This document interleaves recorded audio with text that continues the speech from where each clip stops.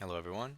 We have a game with the white pieces against Ahmed Saeed 5532, rated 1800.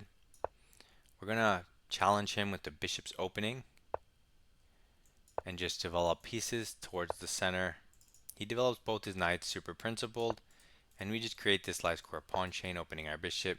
He plays h6, stopping our bishop development, but we just play f4, attack the center, prepare to develop our knight, and castle. Oftentimes, they'll play a move like bishop c5, looking at the diagonal. Other times, they'll play bishop b4, pinning the knight. I don't mind them pinning the knight because I feel like this diagonal is much deadlier than this knight pin, which doesn't actually threaten anything. And if he takes, we don't care. We can just recapture, support our center, and we're just happy. Now, he didn't take, so maybe we can play f5. But then he can play d5 because the knight's pinned. So I guess the idea behind pinning the knight is to push here.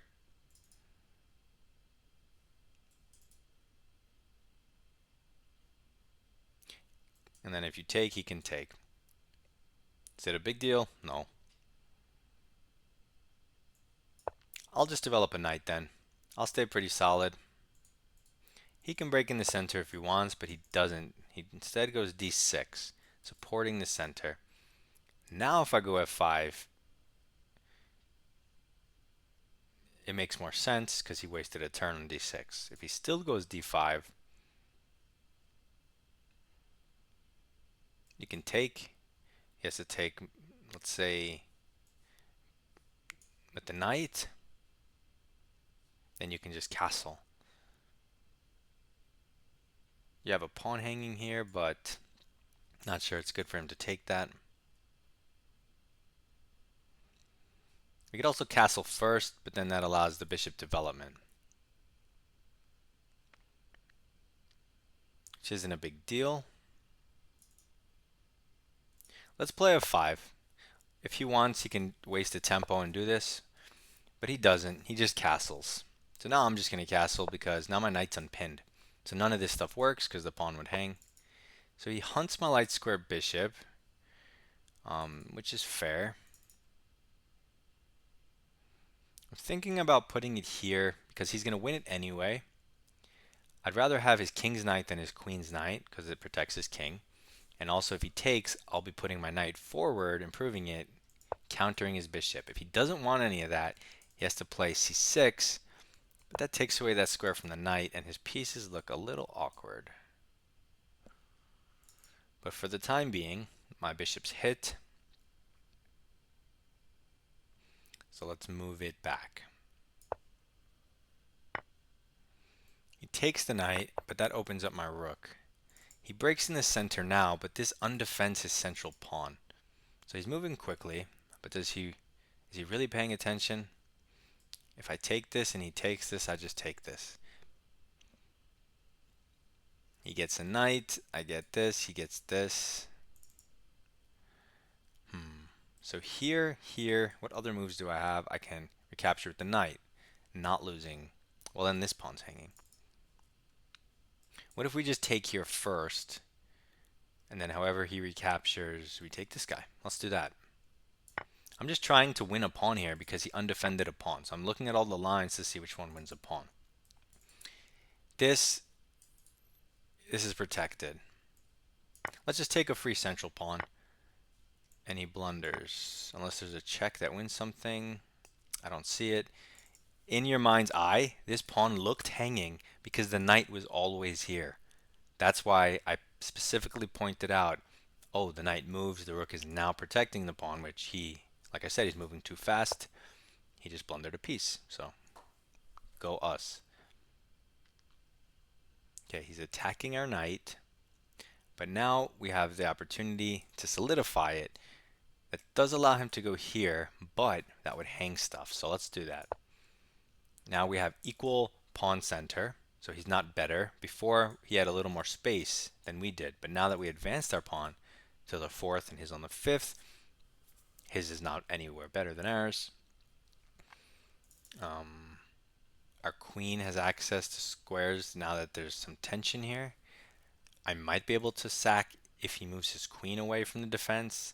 So like takes, and then some type of queen check and bishop takes. I don't know, I have to see. Also, if he moves his queen away from the defense, you have bishop takes, and when he captures, this is a chunk that you should definitely know, a tactic you should have in mind. Whenever there's pressure on the knight with a rook or a queen, and there's this h6 hook, you can always take that pawn to lure away the defender and then take the piece. So you're always looking for that. Anyway, he puts a rook here, which does nothing. Just because that knight's awesome. So takes. I kind of want my queen there first, so I'm thinking this. He also undefended this pawn. I mean, there's just so many good moves. This guy's just making terrible decisions.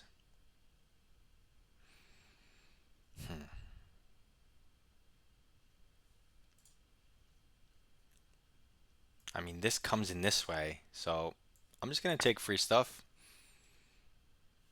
Because if he lets me take this one as well, then I just have another attacker for no reason, like, because he's letting me. Okay, so this puts the queen on a weird forkable square. So if I get a knight, he could always just take this way. Okay, so he's hitting my rook. I could just move it back. I think I'm going to move it here. It's on a safe square. It pressures the bishop and protects the pawn. So he moves the bishop, attacks the knight, maybe stares at my king a little, but undefends the queen. So now, if I take here, he has to take here. Then I come in with the check. If he goes here, check. I mean, I don't really want to calculate that. I just want to do it. Let's just do it. It looks overwhelming because at the very least, you get the knight, and that's not a move. I'll explain after the game. I had already calculated that he can't take this knight intermezzo because I looked at this move because it looked interesting because the queen hangs. This guy's not paying attention to what changes in the position. That's the whole thing. He's making the moves he wants to make, but he doesn't say, well, how does that change things? So now he just hung a queen. We're up 13 points of material. His bishop's hanging. We're going to bring our queen in to some type of light square, and we're going to just he's already gone. It's over. 1800 destroyed, 19 moves. I got to tell you guys, I'm not that good at chess. If I happen to get a position I'm familiar with and I know the ideas, I can put up a decent performance. You give me some random position, I can easily make dumb mistakes. But these 1800 are dropping like flies, and you just have to pay attention, I feel like, is the most important thing in chess. So he moves his bishop back. I'm just going to take it because I'm up 13 points. I don't care. You know, get rid of the bishops. Bishops are strong pieces. They're strong. Take them off the board. Remove the counterplay. Now let's bring the knight in for some mates. That does give him a little bit of activity, so let's do this instead. Forcing the king into the open. Now we get this with check. And now, I mean, just resign. Okay, he won't. He moves closer. How do we checkmate him? If we can get him to take the knight and go here, that would be a checkmate if e4 was covered. How do we cover e4? Well, we can actually do it with the knight and then go here. That should be checkmate too. So I'm just trying to find a way to checkmate him. Okay, gives me a check, but that doesn't matter. It's still mate in one, which he probably doesn't see because he probably didn't do his puzzles. His rook is hanging, but we don't take at the rooks. We look for the checkmate in one. He blocks it. It's a nice attempt, but let's still find a way to checkmate him. Random check with the queen or the bishop to this square. Where does the king go? I'm not really sure. We could also do something funny, but mm, I guess we'll do the random queen check and cover this escape square so he can't run around. So he moves his king. What happens if we, I don't know, tell the rook to move? He's going to go here. And then we take. I mean, that's easily winning. We can do that. But let's do this. Let's really get him going. Okay, he takes stuff with check, but nobody cares. Literally nobody. And I'm not playing perfectly accurately, but you don't have to. You have 13 points of material. You can have some fun, especially if they won't resign. Be creative like I'm doing. Try to find some cool stuff. Doesn't need to be the perfect best moves because you're going to win no matter what. Um, you could let him take stuff. You don't even care. Okay, so now that he's trying to do some perpetual ideas, now we care. So what are we going to do? We're going to try to checkmate him again. We always have this for the back rank, so let's give him this check. Try to get him to come forward. It's a double check. If he goes to the back rank, the rook's getting involved. He should avoid that. He's lucky he has this pawn. Super lucky the b7 pawn, because otherwise the rook would help. Okay, so now we give this check. He's forced to go here. It's got to be some type of mate, like this. There you go. See, I didn't need to even calculate. You make the right moves, it's obvious. Rematch offer. You didn't even pay attention to the first game. You were just making not random, but auto moves, blundering stuff. You aren't taking enough time. No way I'm accepting your offer of a rematch. So let's go through the game. And so we have this bishop's opening.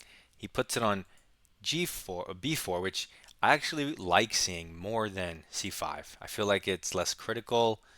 You get this pin, but like whatever. I'm more worried about the open dark squares. So he goes here. We just develop a knight towards the center. We play e5. We shut the door on this bishop, and the position's equal. It's just an equal position. He castles. We castle. He goes to attack our bishop. We go in here, and I don't know why the computer's saying it's a mistake. Oh, I know why. Because he can take this knight, and then after he can take your bishop, take this pawn. Doesn't actually look bad to me because this knight has no legal moves. I have a pretty strong center. My bishop's open, my rook's open. Oh wait, this isn't the line. White is better here. I was gonna say white does look better here. Wait, why is this a mistake then? He takes here, I take back. I'm so confused.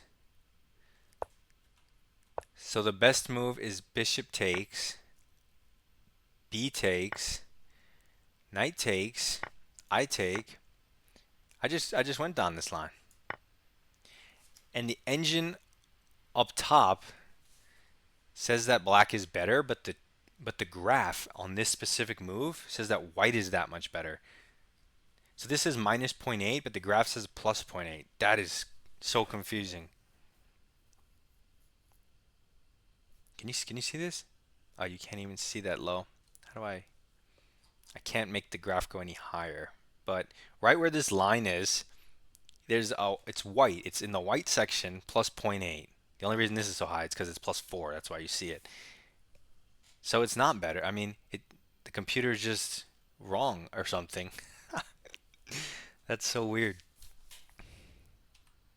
Okay, so it's not a mistake, or it is. I don't know because the engine's bugging out. I'm literally following the best moves after it says a mistake, and then I'm better. But before the move, it's not like I went from +2 to 0, and that's why they say it's a mistake. It's a completely even game. Then they're saying black's better. But when I go down the line, white's better by that. That was the first time I've ever seen that discrepancy. Super weird between the number and the graph. Unless I'm smoking something and I'm just delirious. But no, that's so weird. Anyway, okay, so this move, I threw it in, But forget about whether the engine's right or wrong. You should just move back for the reason that you don't want to give him c6 followed by d5. Like, you don't want to give him c6 for free to help him push d5 faster. I said it was something about this knight, but he's just going to trade the knight, so it didn't even make sense. So I move here. I don't think it is the end of the world. I don't also think it's correct to put a mistake. I go back. He takes, forced move, and white's just better. I mean, not clearly better, very slightly better. So an equal game more or less. But you'd rather be white. So he breaks in the center, and if we look at the moves, queen e2, knight takes e5, e takes d5. Okay, so I considered these two. I didn't consider queen e2. If we go queen e2 and he takes, you can just take with the pawn, that's good. If you go queen e2 and he pushes, I guess we move the knight to a4 or back. D1? Is the idea to transfer to the king side? Or is the idea to one day break? It's probably the king side, right? Actually, I don't know. Let's say he defends his pawn. Okay, so yeah, it is to go to the king side. And then push. Okay, that's interesting. So anyway, we take this. He takes. We take a free pawn. And it's an equal game. But he blunders a piece. It goes from equal to plus 3.5. Terrible. Terrible by an 1800. He attacks the knight. We play the best move and solidify the knight, plus 4. He moves his rook to an open, semi-open file, but it's so solid, this file, that your rook's not going to be doing anything. And I was mentioning that maybe we should calculate A, taking the knight, and B, taking the pawn. And these are actually the top two engine moves. Of course, you don't really just want to make them randomly. You kind of want to calculate. But so we played something solid. What did we play? Oh, no, we took the free pawn because why not? But you have automatic wins. So if you do calculate, let's say we take this and he takes back. Now the knight is loose, right? So to justify it, you would have to attack it again. So something like queen here makes a lot of sense, applying a second attacker and the pawn behind it. He's definitely going to defend it. And then you kind of have to shuffle your queen or attack it a third time. So you do need to see a little bit ahead for this. If you take the knight, he'll likely take with the queen to avoid messing up his king pawn structure. And I also mentioned this, that not only do you get the knight, but you also get the central pawn. So that's 4 points of material at the least. So this is common in lots of exchange stacks, but even this is like, unless there's a follow-up. What's the follow-up? Yeah, it's just solidifying and better. If you don't have to do any of these moves now, I feel like they're always going to be there. So anyway, I take the pawn because it's free stuff, and this would be a huge threat. So he has to waste a turn doing this, and now we can bring it back. We bring it back with activity on the fourth. It's protected by a pawn. He doesn't have a light square bishop. You can see why I chose this square. It also defends and attacks. Very strong move. He moves the bishop out of the way, but that can't be a good move because it disconnects the queen from the knight, which I mentioned. Top move here, rook takes knight. Now before I said you have to calculate, and so I didn't make the moves because I like to have a little more time when I do stuff like this to calculate. But here I said I don't even want to calculate. I just want to take the knight, and it's plus 6.3. And knight takes f7, the second best move, is plus 4.2. So the significantly best move is to take this. And of course he cannot take this way because the queen hangs. So I had looked at this, but then you just bring your queen in, and where's his king gonna go? It's like this is hitting this. So if he goes this way, you take free stuff with check. If he goes this way, you can check him with your queen and still take the stuff. And you're also threatening this. It's just not going to end well.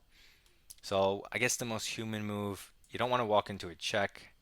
Or maybe you do to try and run, right? So let's say Here, you try and run, check. Here, that's mate. Doesn't work. More human, you protect the pawn. Like I said, though, you get this check, you have to move anyway. If you go back, well, you're going to walk into checkmate threats. If you go and try to stay connected, you walk into it anyway, because the knight's going to come at some point with checks. And so that's why I went for the sack, and he immediately blundered the queen. And there's nothing else to talk about because that's just a joke. And look, the best move is to just take his bishop with your rook. You see, you just get it off the board. And so this was a good 32 move checkmate against 1800, who moved too quickly, didn't consider his opponent's best responses, and we managed to break the engine. So good game by us. Submit your games in Discord. Good luck in your chess. Subscribe. Bye.